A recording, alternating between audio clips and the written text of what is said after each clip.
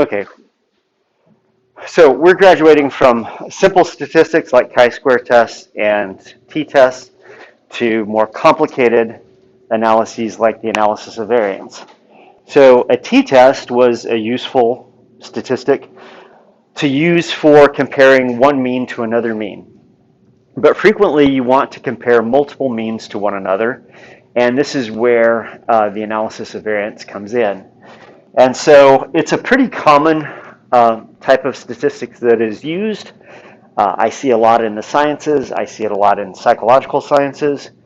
You can also see this in business and things like this if you're comparing multiple firms or multiple brands and things like this. So it's just really useful.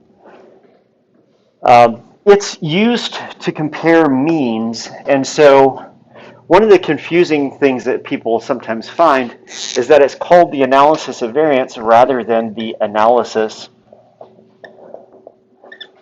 of means. And it's called the analysis of variance for a particular reason, which will hopefully become clear to you over the course of the next 65 minutes or so. So just like always, what we're going to do is we're going to start talking about the analysis in concept.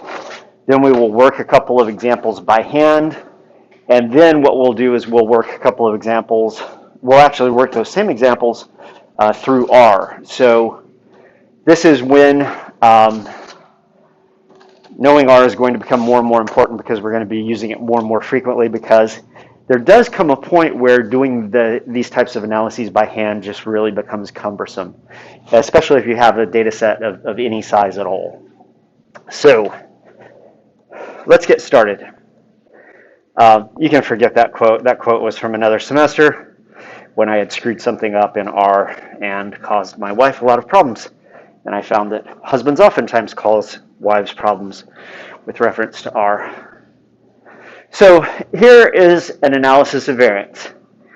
In this case, it's a science example, and for whatever reason, I'm not sure why, these scientists were interested in the effect of different types of watering on the growth of plants. And so they were growing pea plants, and they were giving them water with various types of sugars.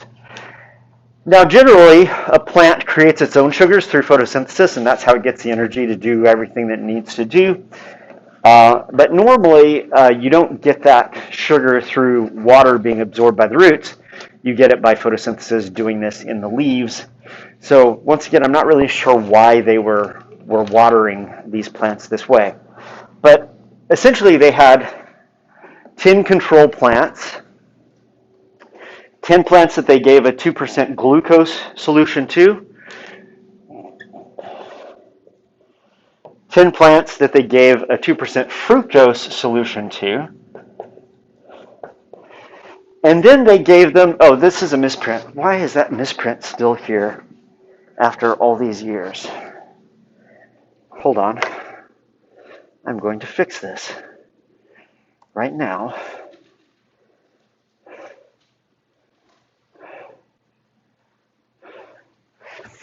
Then there's a 1-to-1 mixture of glucose and fructose together that together make a 2% mixture.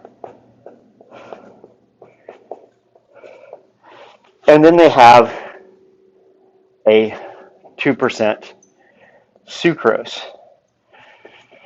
So those of you who haven't had an organic chemistry class, this is a simple sugar,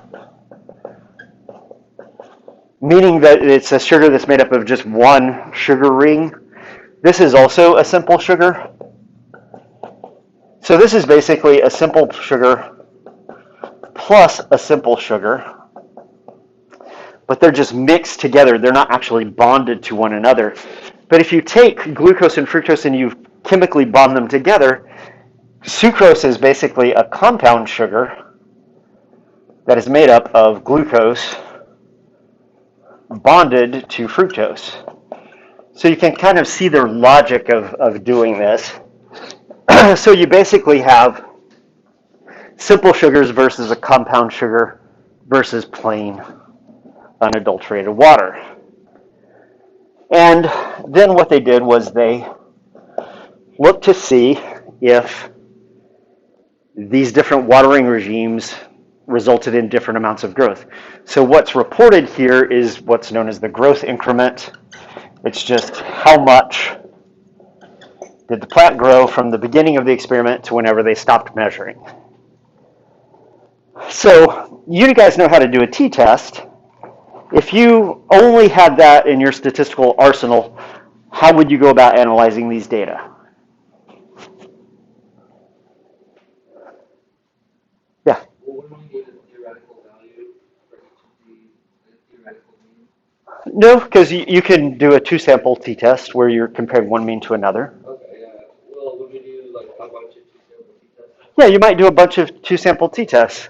So there are numbers up at the top. This is treatment level 1, treatment level 2, treatment level 3, treatment level 4, treatment level 5. You could do a t-test where you compare treatment 1 versus treatment 2. You could do treatment 1 versus 3, 1 versus 4, and 1 versus 5. Then you could do 2 versus 3, 2 versus 4, and 2 versus 5. Then 3 versus 4, 3 versus 5, and then 4 versus 5. This would be a series of t-tests that would test all possible comparisons that you can make within this data set. What's the problem with doing that?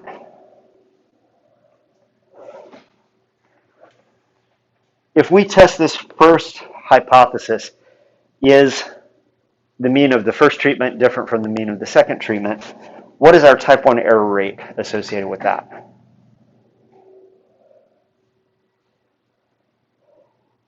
What do we typically use? 0.05. So this is alpha 0.05. So we don't want to say that those two means are different any more than 5% of the time. So we set our type 1 error rate at 0.05. Remember that the type 1 error rate is basically the probability of saying something, the two means are different, when in actuality they're the same. What's the type 1 error rate for this comparison?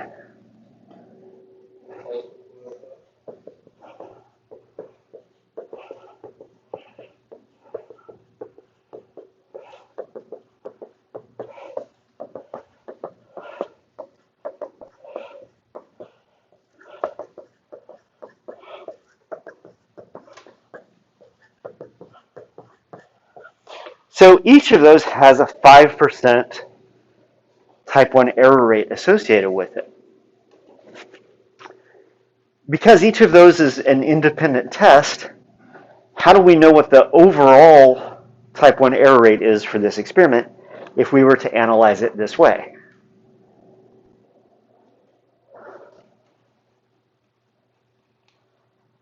What do you do with a bunch of independent probabilities like this? You don't multiply them. Let's think about cards. What's that? You add them. If you have a deck of cards,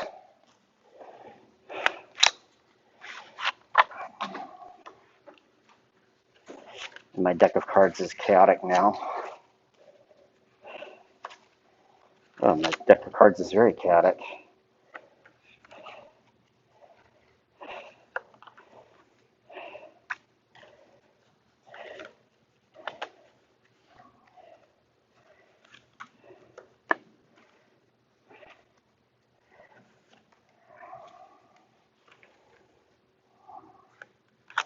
I didn't think about this until just now.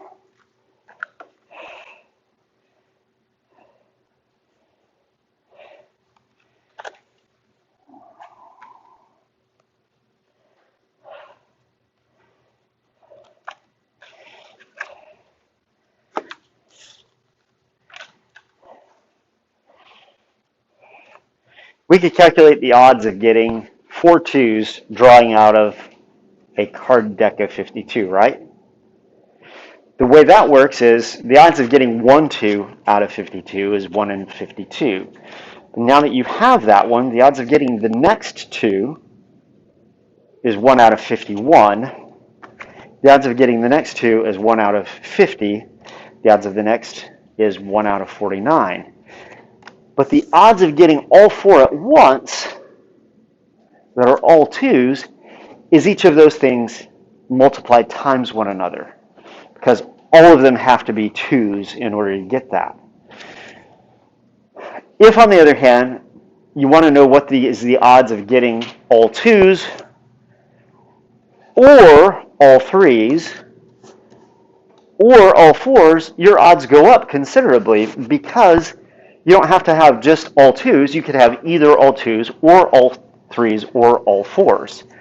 And so when you're looking for these questions with probability where it's probability of getting this or probability of getting this or probability of getting this, those probabilities get added to one another, not multiplied times one another. So the question that is being asked is this difference significant, or is this difference significant, or is this difference significant, or is this difference significant, or is this different, or is this different, or. When you have these or kinds of questions, those probabilities get added up. So if you're going to test to see if these means are different from one another, you add them all up together. So what is your experiment-wide type 1 error rate for this particular example? 0.4. Not 0.4. There's 10 of these.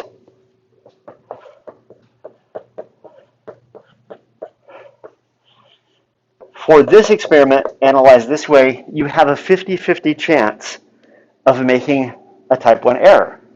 If you conclude that something is different in here, it might just be because you did a bunch of t-tests. Each t-test has a small probability of being wrong, but when you add all those probabilities up, chances are one of those is not actually right. Not only that, there's a 50% chance that one of those is not actually right. And so you have a 50% chance of a type 1 error. Well, if you have those kinds of odds, what would you be just as good off doing? And save yourself a bunch of time and effort.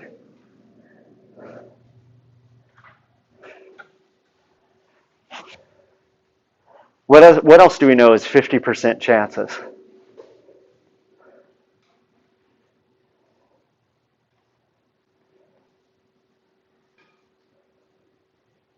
What's something that is a binary outcome? Yeah. You might as well just flip a coin.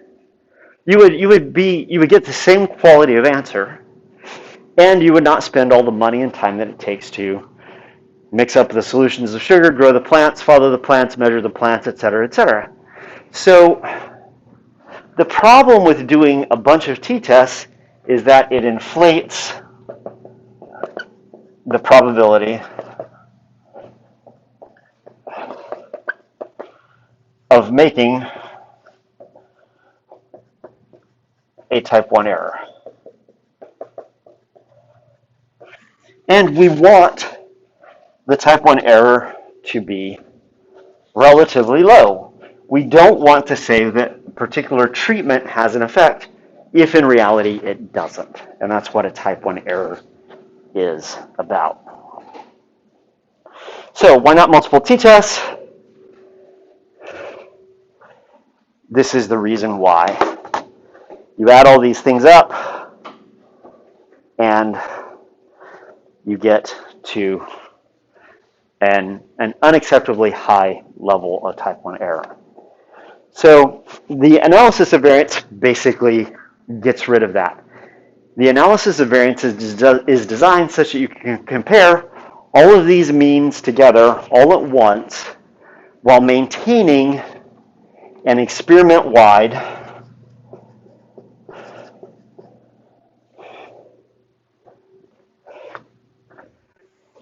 you can compare all these things while maintaining an experiment-wide alpha level of whatever alpha level it is that you're interested in testing at. So that's why we use analysis of variance, because it gets us around that problem right there. And one of the ways that it does this is by not thinking about the means per se. One of the ways it does this is by essentially analyzing sources of variation. So within this particular example, what are the sources? What are the possible sources where variation can enter into the data? What do you mean by variation? So one observation varies from another. Let's go back. Are all these numbers the same? No. So there's variation from one observation to another. What might be causes of variation? Okay, one source of variation might be the type of treatment. And this is actually the type of variation that we're really interested in, but that's not the only source of variation. What are other sources of variation? Somebody else.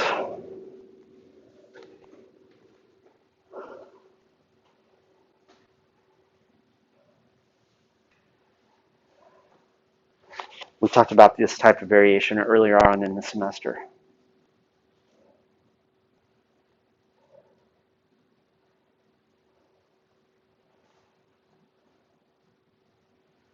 So there's variation that could be due to the fact that control might be different from glucose, control might be different from fructose. Is there variation within control?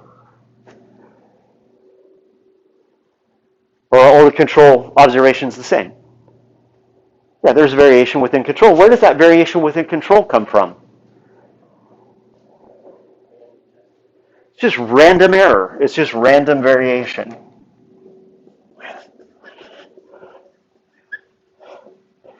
It's what, as a statistician, you would refer to as sampling error. This variation comes because you're interested in all pea plants out there in the statistical population. You're interested in all pea plants grown with just straight water for the control, but you only select 10 of those pea plants to have in your experiment. And as a result of that, all of those individuals are going to vary somewhat, and you get these different numbers, these different responses to being watered with plain old water, simply because one pea plant differs from another pea plant, and you're selecting a small sample from this presumably infinitely large population. So there are two sources of variation here. One source of variation has to do with the treatment. One source of variation just has to do with sampling error. And this is why we actually study sampling theory. This is why we talk about the central limit theorem, because presumably this sample tells us something about the population mean. And we can rely on the central limit theorem and the empirical rule for us to make decisions about whether or not this sample is different from this sample. So this is fine. It's unavoidable, actually. Are there other sources of error potentially? We also talked about these sources of error as well before.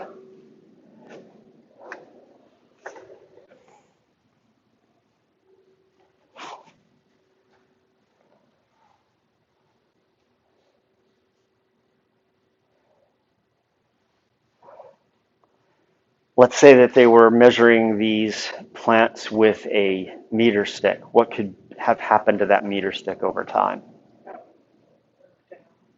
Yeah, it could have been given to biology 133 students who used it as a walking stick, so that one end is worn down so that it's not actually reporting the correct data. It's not accurately reporting the data. Not only that, these data were actually collected by undergraduate paid technicians, and when they walked to the greenhouse with the ruler, they actually used it as a walking stick. So every day they went out to collect data, the meter stick got shorter and shorter each day. So there can be measurement error in here as well.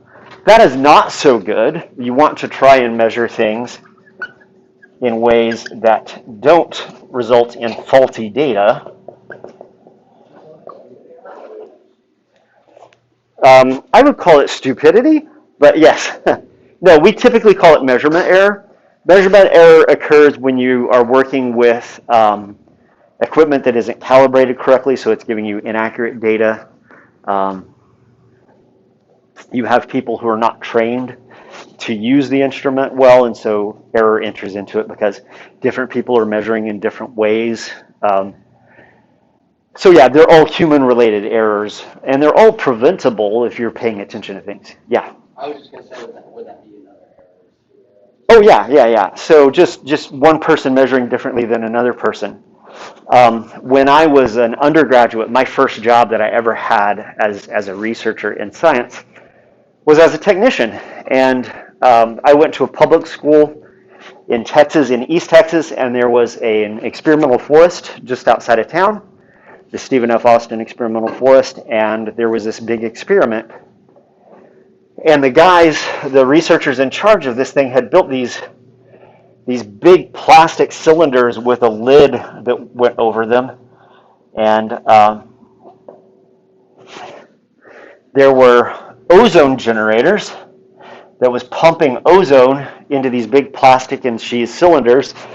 And then there was a shed where they mixed up various pHs of water. And so they were testing the effects of ground level ozone and acid rain on the growth of pine seedlings. And pine seedlings are really small when they start off, and they have really small diameter stems. And so what we were done is we were given a caliper, and we were told we were given a caliper and a piece of PVC. And we were told to go out, put the piece of PVC on the ground, so you had a little pine seedling, put the PVC on the ground, rest the caliper on top of the PVC, and then measure the cross-sectional diameter, the thickness of this stem, and then record that on a data sheet and then bring it back. And it was very high tech. They had barcodes, one of the earliest barcoding experiments that I had ever seen. So you scanned the barcode, and then you measured, and then you typed it into a little pad, and it recorded it. And I had done this for a while, and after a couple of weeks, I was actually in a stats class at the time, my first undergraduate stats class. And after a while, it occurred to me that pine trees aren't perfect little cylinders. Pine trees are oblong. Not only that, because they're so young, if you take a pair of calipers and measure their width, just the act of measuring the diameter of the pine seedling can actually compress the pine seedling, make it more and more oval over time. And so I got in the habit while I was there, much to the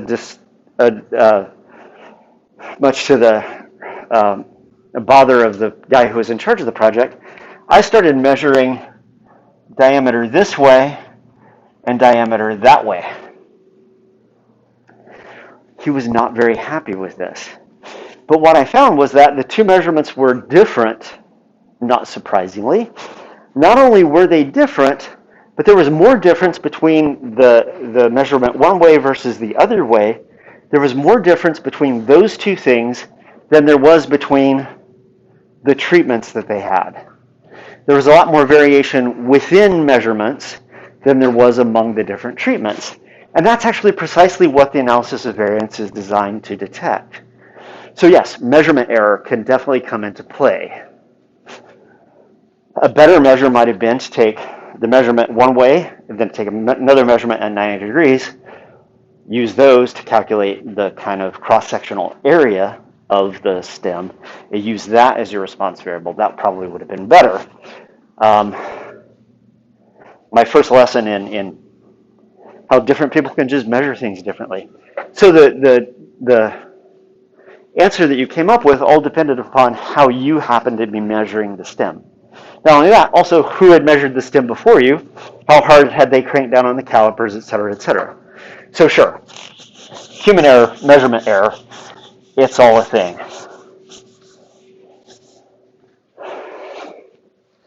So what the analysis of variance is going to try and do is it's going to try and measure how much variation there is in the data that is due to the treatment, how much variation there is due to just random error within the treatments. This is sometimes referred to as variation among treatments. This is variation within treatments. And so when we think about an analysis of variance, we can think about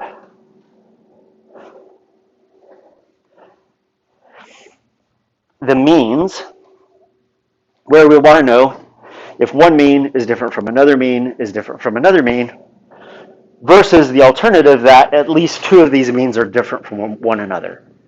And that's essentially what the main test with an Anova test is. Are they all the same, or do at least two of them differ? And so this is just the alternative hypothesis kind of written out. You can think about hypotheses in this way. There's nothing wrong with it. Once again, it's just not particularly useful in the practical everyday working of statisticians. So another way to think about this is just restating the same thing that I just said a minute ago.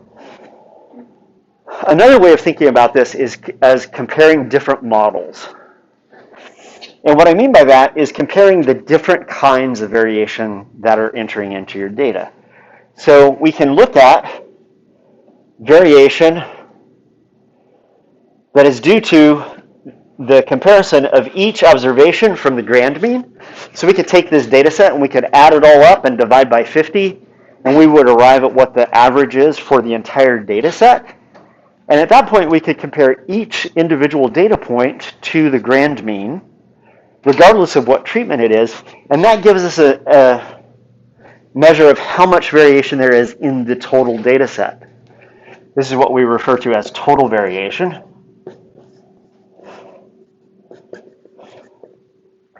But that total variation is being contributed to by variation due to treatment and variation due to random sampling error. The variation that is due to the treatment is when you take the sample mean, and compare it to the grand mean. So this is essentially comparing sample mean to grand mean. This is comparing individual data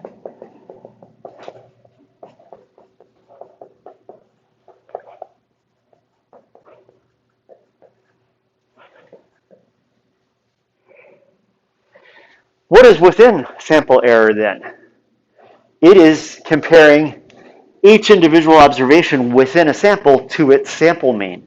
It's the kind of variation that you're already familiar with calculating. It's the numerator of the variance estimate, of the sample variance estimate. So it's comparing the individual data to the sample mean.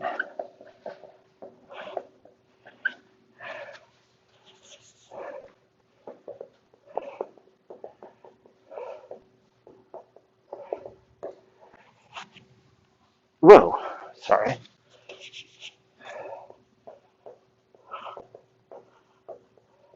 That's what I meant to say. So the treatment variation is the variation between the sample mean and the grand mean. Random variation within samples is the individual data compared to the sample mean, and the total variation is just all of the variation that is in the data set as a whole, which you calculate by comparing each individual data set to the grand mean, regardless of sample. So this is the sums of squares total. This is sums of squares within, which means whatever is left over is sums of squares treatment. So another way of saying this is sums of squares total. This is sums of squares within. samples. This is sums of squares among samples. What do I mean when I say the sums of squares?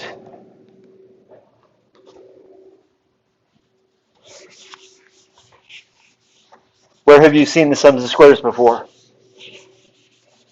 The variance estimate. What part of the variance estimate?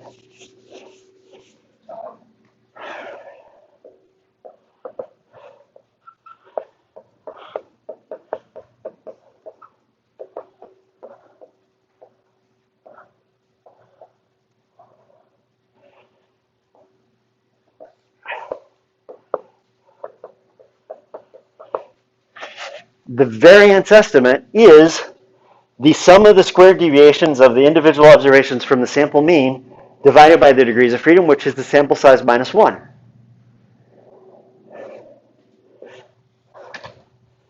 When we first covered this in class, I told you that you need to remember the sums of squares. Why?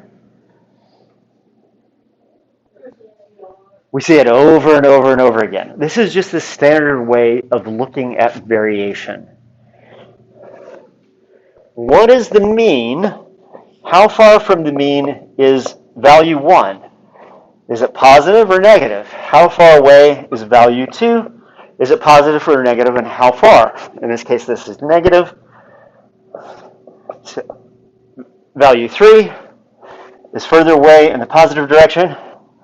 Value 4 is closer, but in the negative direction. Value 5 is far away in the negative direction. Why do we square those deviations?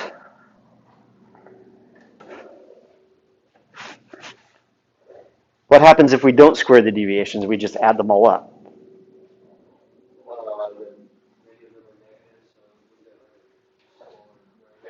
Well, the negatives and the positives will actually, they'll cancel out. It will always sum to 0 because by definition, the mean exists in the middle of that data set. So if you just take the sum of the values minus the mean, that is always going to equal 0. The only time that won't equal 0 is if you've calculated the mean incorrectly. So we square this to convert all of these negative values into positive values. Then we add those up, and then we have a positive estimate of the variance. Well, we have the numerator of the variance.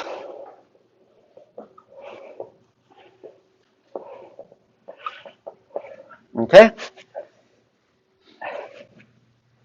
So this is, when you calculated sample variance, you didn't know this at the time. You were within the context of an analysis of variance, you were calculating the sums of squares within. How much variation is there within a single sample? Now in this case we have 5 different samples, so you have 5 different estimates of within sample variation. So knowing that that's how we calculate the variation within, how might you think about the sums of squares among? What would your idea be for how that gets calculated? If you want to know about variation among the means, we're not going to compare the means to one another. What are we going to compare the means to?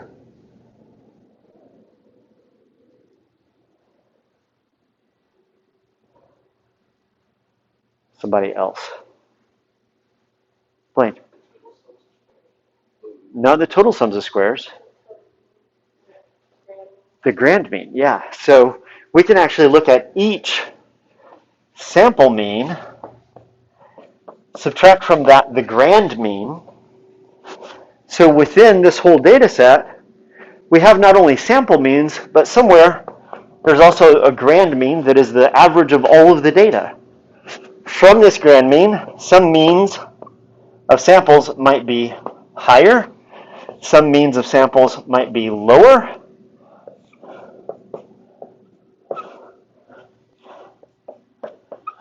But in the same way, we can measure how much variation there is among the sample means by basically comparing them to this one metric, this one overall mean. So we take the sample mean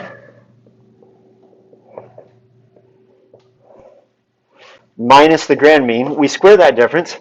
We add all of those up across all the different treatments that we have. In this case, there would be 5 of those. This then gives us the sums of squares among. This is not a variance estimate, but if we wanted to calculate a variance estimate, we could do that by dividing by the degrees of freedom. The degrees of freedom is just the number of treatments now minus 1.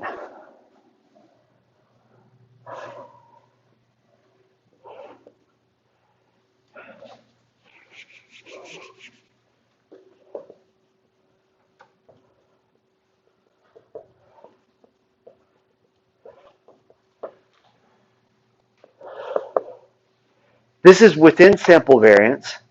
This is among sample variance. Do you see the similarity in terms of how you think about them?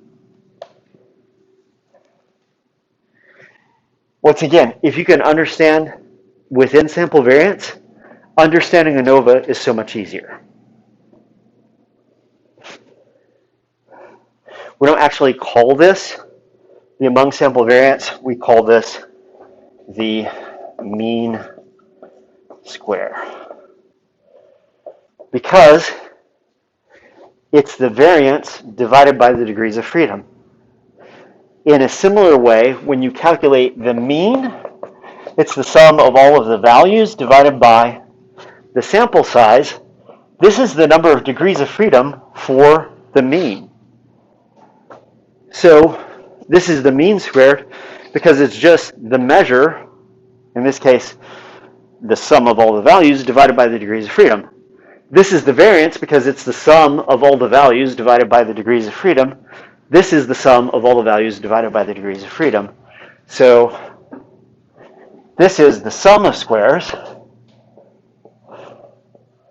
When you divide that by the degrees of freedom, it becomes the mean square. But it's all the same calculations, essentially. The issue is, what are you comparing on the left-hand side to what is on the right-hand side of this numerator? What are you comparing here to here? If you're comparing a sample mean to a grand mean, it's among sample variation. If you're comparing individual values to the sample mean, that's within sample variation, not among sample variation.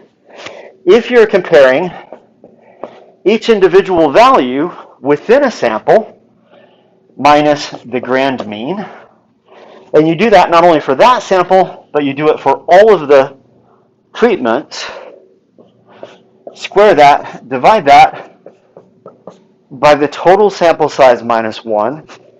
This is, the numerator is the sum squares total divided by the degrees of freedom. That then is the mean square total. But it's all, once again, the same thing. What are you comparing to what? That determines whether this is the total sums of squares, the among sample sums of squares, or the within sample sums of squares. These 3 components. Yes? So for the MS total, you're comparing every single individual observation to the grand mean? Yep. That's why there's an I and a J. The I refers to the individual values within a sample. J refers to which treatment you're in. Right. So in this case, this is the first observation within the first treatment, second observation within the first treatment, third observation within the first treatment, first observation within the second treatment, second observation within the second treatment. So within, well, I could just do this. Within treatment 1, this is the first observation. Within treatment 1, this is the second observation. Within treatment 1, this is the third observation. Within treatment 2, this is the first observation. Within treatment 2, this is the second observation, et cetera, et cetera. That's what the I and the J are about.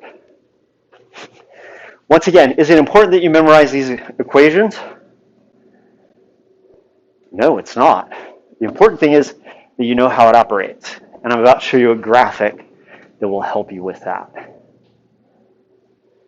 Questions up to this point?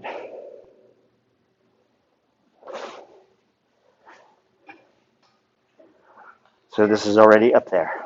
Okay, so we can think about these things in terms of a graph. We have the control, we have glucose, we have fructose, we have the one-to-one mixture, and then we have the double sugar. We can actually plot the data. So if we take that first column of data and just put it on this number line, these are the values. One plant grew 65, whatever they were measuring this in millimeters or centimeters, who knows what. 3 of them were at 67, 1 of them was at 68, 1 at 70, 1 at 71, 2 at 75, 1 at 76. We can do the same for glucose, we can do the same for fructose, we can do the same for the one-to-one mixture, and we can do the same for 2% sucrose. This is just a way of plotting the individual data by treatment. If you were to look at these data now, would you think that there's probably a difference somewhere in this data set? Yes, Blaine, what would you think the difference is?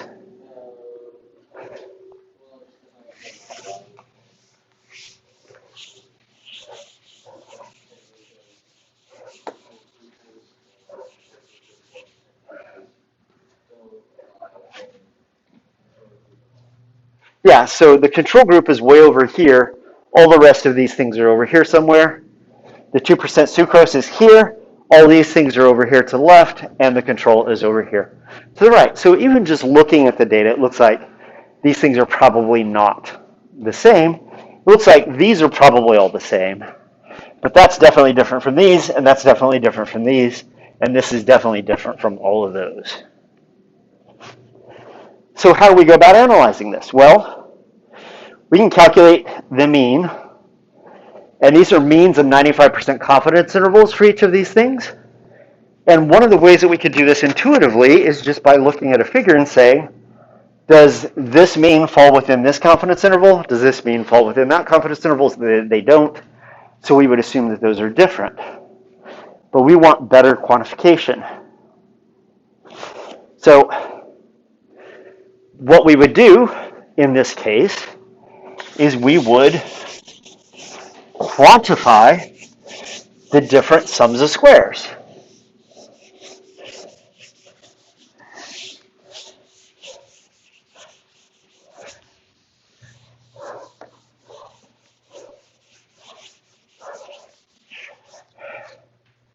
So we have sums of squares among,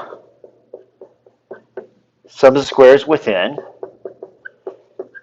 and we have sums of squares total. We've already talked about how if you take the sum squares among and add it to the sum squares within, that ends up being this total sums of squares. This is the total amount of variation. That variation can be partitioned into variation due to the treatment versus just random error variation. Which of these three things is going to be easiest to calculate? Yeah. Among would be easiest to calculate. Why? Because all you do is you're just comparing means to one another. You're comparing means not to one another, but to the grand mean. So you only have 5 things to calculate, right? You have mean of treatment 1 minus the grand mean squared plus mean of treatment 2 minus the grand mean squared plus the mean of treatment 3 minus the grand mean squared plus the mean of treatment 4 minus the grand mean squared plus the mean of treatment 5 minus the grand mean squared. So that's easy to calculate. What's the next easiest thing to calculate?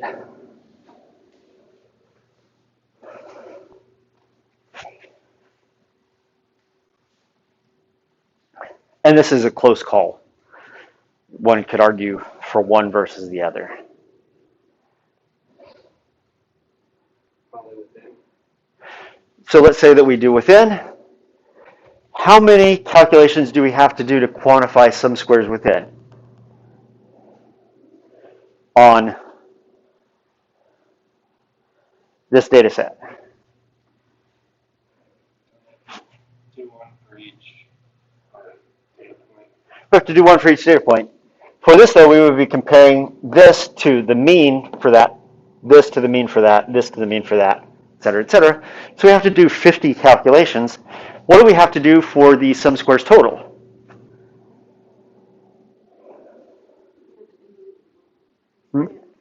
What's that? That is the individual minus the grand mean. We still have to do now. How many individual calculations? We still have to do 50. So it's a toss-up as to which one is easiest. Let's just do sum squares within. So what does that mean? What that means is for the sum squares within, it's the individual value from treatment 1, the first value, minus the mean of treatment 1 squared plus the individual value 2 from treatment 1 minus the mean of treatment 1 squared, all the way down to the 10th observation in treatment 5 minus the mean of treatment 5 squared.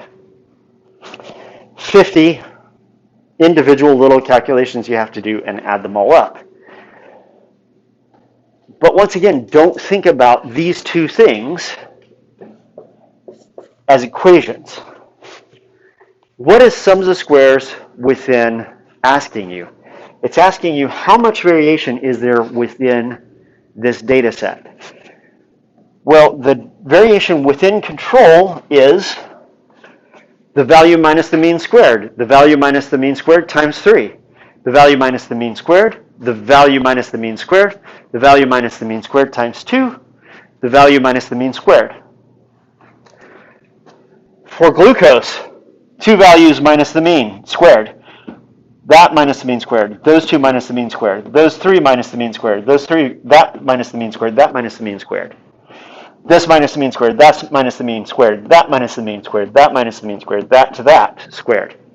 That to that squared. That to that squared. That to that squared. That to that squared. That to that squared. That to that. That to that. That to that. That to that. That to that. That to that. It's all within.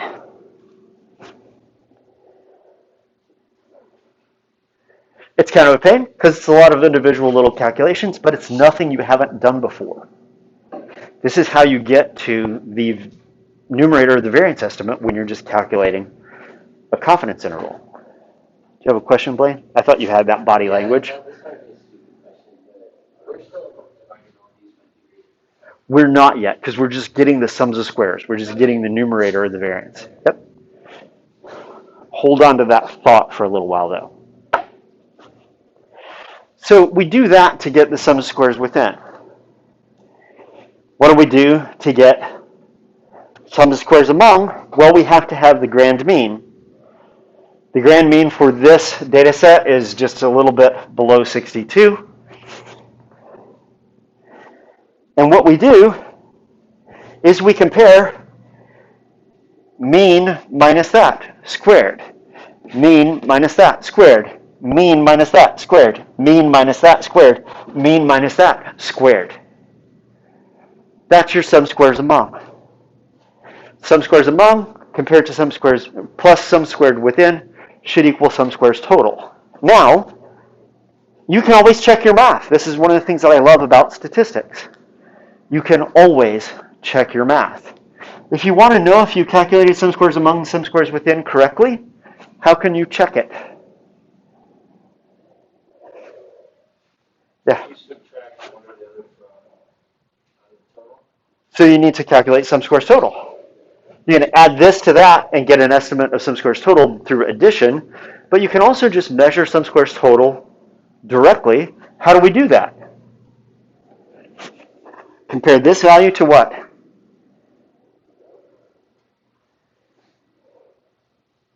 For sum squares total. Grand mean. That minus that squared. That minus that squared. That minus that squared. That minus that squared. That minus that squared. That minus that squared. That minus that squared.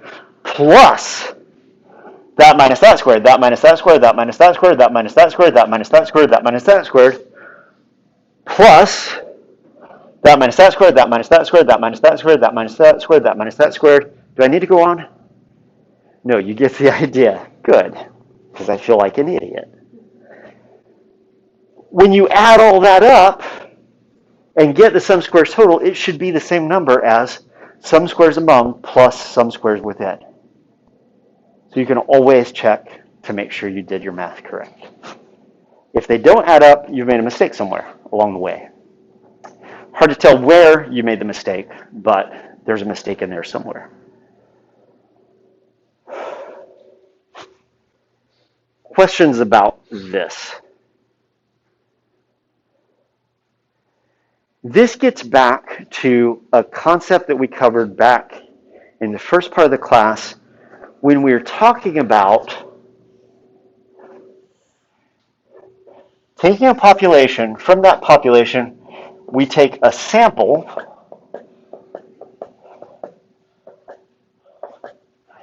getting a sample mean. We hope that that sample mean matches up with the population mean, but chances are it's not perfect. But our ability to have confidence in that sample mean reflecting the population mean has everything to do with population size, or sample size rather. The more samples you get,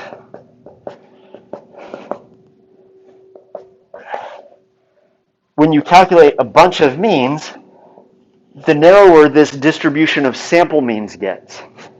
And what we're asking of this question is, did this mean come from a distribution of sample means that is different from the population of the population that generated the distribution of sample means that this sample mean came from?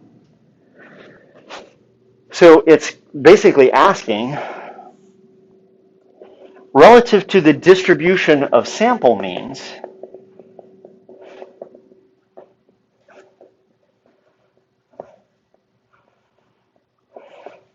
it's asking, could the mean that we got for control, could that have come from the same distribution of sample means as the mean for 2% sucrose? Well, your ability to see whether those two means are different is influenced by how much within sample variation you have. If there's very little within sample variation, it's really easy to see. This could not have come from that. This could not have come from that. What happens if variation is higher?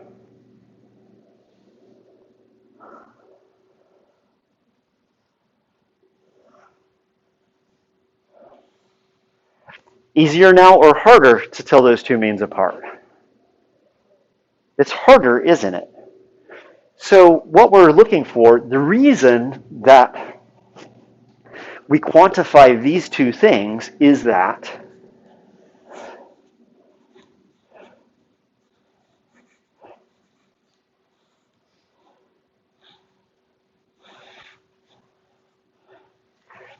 this is the variation among means. This is the variation within means, within samples. If this variation is small relative to this difference, easy to see that those two means are different. So when the mean squared among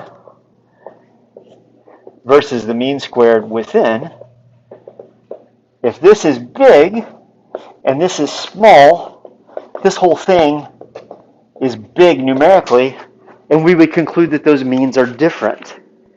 If, on the other hand, same difference between the means, but now the within sample variation is very large,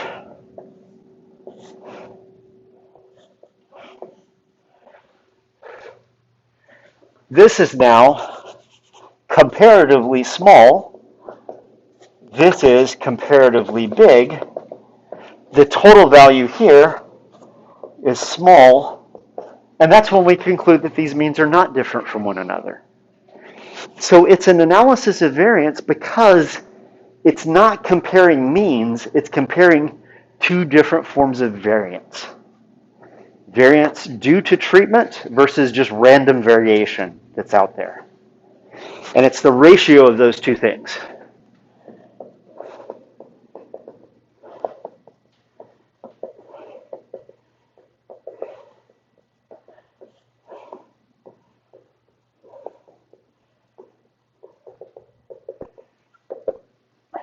If the variation in your data set is due to treatment, and a lot of your variation is due to treatment, that means that the variation due to treatment is large, the random variation is relatively small.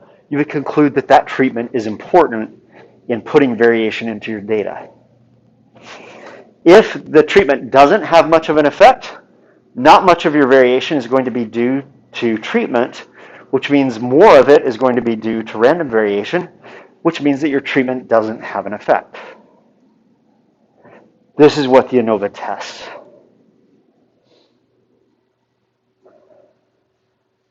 Yeah. So, like, once you've calculated our MS among or MS within, does that mean, like, do we do that ratio to determine kind of like? That is exactly what you do. So here's a table that shows you everything. So I'm getting to that. So just hang with me for just a minute. This will also get back to Blaine's question that he had earlier. The mean is just adding up all the numbers divided by the sample size. This is the sample size. Add up all these numbers divided by sample size. Add up these numbers divided by sample size. Add up these numbers divided by sample size. You can calculate the grand mean one of two ways. You can calculate it by adding all of these numbers up, and in this case, dividing it by 20, because there are 4 treatments with 5 values each. Because they're even in terms of sample size, you could also just take the average of the means, but remember that if the sample sizes are different, you can't just take the average of the means, because each mean contributes more to the grand mean if it has more sample under it. So the easiest way is just add it all up, divide it by the total sample size. That gives you the grand mean. What is this? Without looking at what this is. What does this equation mean? You add up all the x's across all the treatments. You add up all the x's within each treatment. You divide by the sum of the total sample. What is this representing? It's representing the grand mean. What does this represent? This is the thing that I always forget to add in there. Yeah. Sum of all, like, the mean minus the grand mean. So this is sum squares among because it's the mean minus the grand mean. The thing that I always forget is this is always multiplied times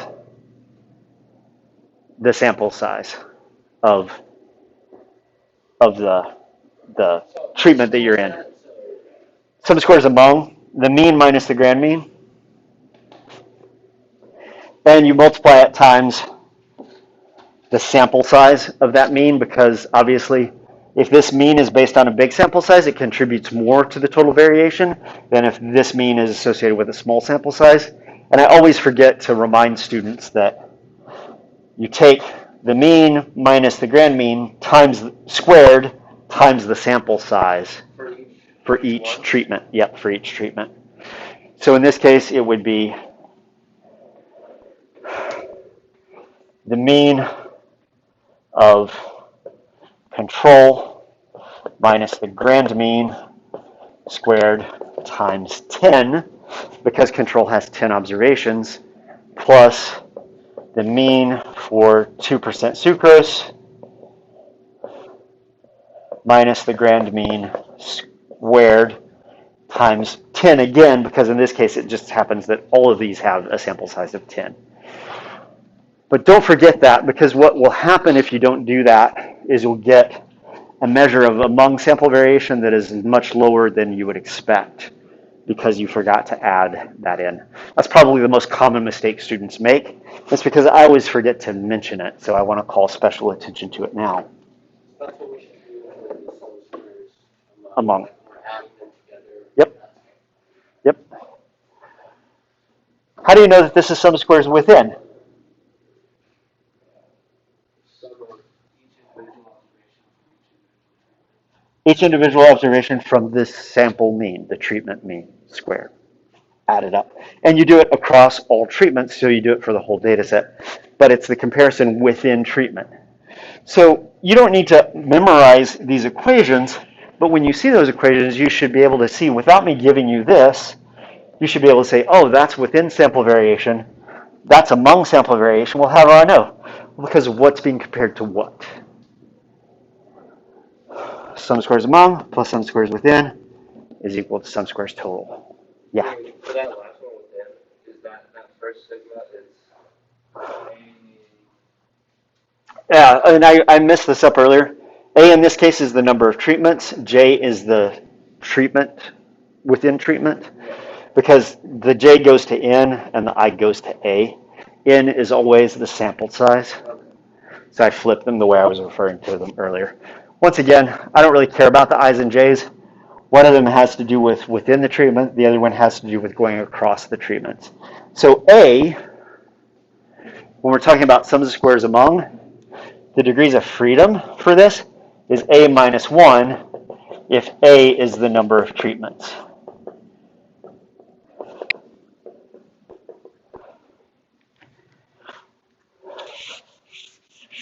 Okay. The reason that this is important is because ultimately what you do with all this is you put it into an analysis of variance table. The analysis of variance table is just a way of organizing the stuff that you've calculated. This is the sums of squares among, the sums of squares within, which you've already calculated. This is the degrees of freedom for the treatments. This is the degrees of freedom for the within sample variation. But think of it as, for this sample, there are 50 observations, 50 total observations. Each of those observations is divided up into treatments with 10 observations each. The degrees of freedom for each of these is the sample size minus 1. 9, 9, 9, 9, 9. What's 9 times 5? The equation that it gives you here is the sum of all the values of all the sample sizes minus A. The sum is 50. The number of treatments is 5. Well, how did we get to 45 here? It's just the degrees of freedom of each of the individual samples added up. It's the sum of the sample size of treatment 1, sample size of treatment 2, sample size of treatment 3, 4, and 5, minus 1, 2, 3, 4, 5 treatments. So back to Blaine's question.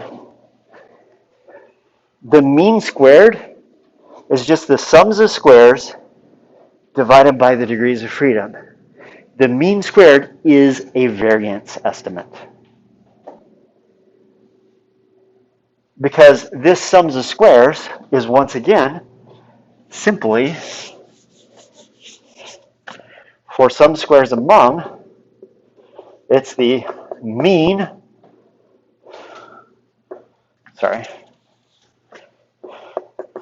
minus the grand mean squared, summed up. That's the sum of squares among, divided by the degrees of freedom for treatments. Variance estimate, variance estimate. We're headed towards this F statistic, which basically compares how much variation is explained by the treatment versus how much variation is unexplained by the treatment. It's just due to random error. So we compared the variance statistics with the estimate.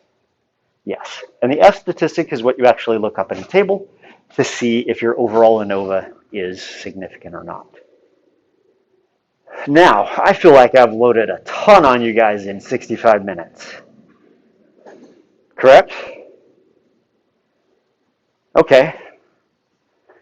Between now and Friday, let's see what sticks.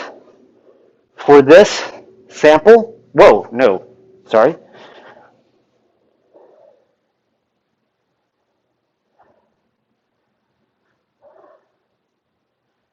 Yeah, the answers are there. The answers are in the PowerPoint. But for this example, try and calculate the Anova table. And before you go forward and look at the answer that is there,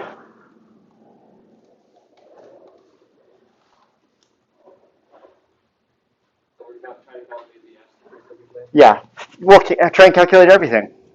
The mean, some squares within, some squares among. Get all these values. They all go into the Anova table. Try and work this out by hand before you go and look at what the answers are. The answers are available to you, but don't just jump right there. Yeah. Like we're in Excel, okay? Is that Yes, you can do it in Excel. That's fine. It's the quickest and easiest way. Because the Excel program won't calculate some squares within, some squares among, and stuff like that. But certainly doing the calculations will be easier in Excel. There's another question? Saw another hand go up. Okay, all right. I'm leaving tomorrow, so I'll be here on Friday. Okay, do the work and catch the video. Yeah, okay. Yeah, I turned it in your office. That's why. you didn't. And that's so I do have it. Yeah, get it to me. And then so we can talk about that. So. Yeah, get it to me. I'll grade it. But yeah, that's why I didn't have it, is because I didn't ever get it. You want me to show you real quick? No.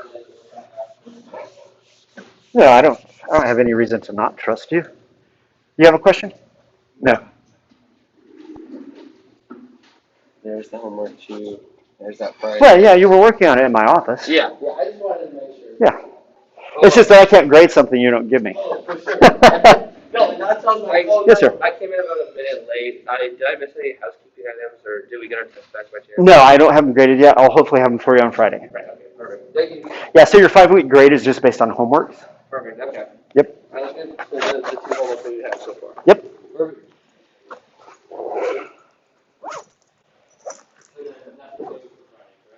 Yeah, we'll pick up with this example working through the math.